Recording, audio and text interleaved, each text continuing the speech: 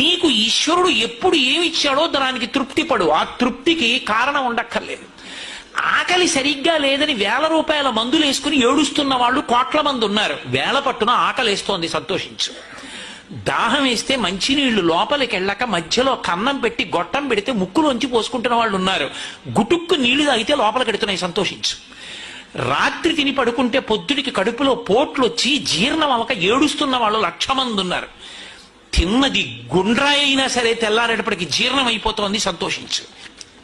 పడుకుంటే నిద్ర పట్టక చారుడు మాత్రలు వేసుకు పడుకుంటున్న వాళ్ళు ఉన్నారు. తలగడా మీద చెయ్యెట్టుకుని ఇలా పడుకుంటే నిద్ర పడుతోంది. పుస్తకం ఉంటే తప్ప మాట్లాడలేని వాళ్ళు ఉన్నారు. వేదిక ఎక్కి కూర్చుని మాట్లాడడం మొదలు పెడితే గంగా ప్రవాహంలో వస్తోంది, సంతోషించు ఈశ్వరుడి కారుణ్యానికి. కొంతమంది కూర్చోలేని వాళ్ళు ఉన్నారు, కూర్చుంటున్నావు. నడవలేని వాళ్ళు ఉన్నారు, నడుస్తున్నావు. చూడలేని వాళ్ళు ఉన్నారు, చూస్తున్నావు. వినలేని వాళ్ళు ఉన్నారు, వింటున్నావు. ఈశ్వరుడు నీకు ఇచ్చిన దానికి ప్రతి క్షణం తృప్తితో ఓలలాడిపోవాలి. ఎన్ని మాటలు కృతజ్ఞత చెప్తావు.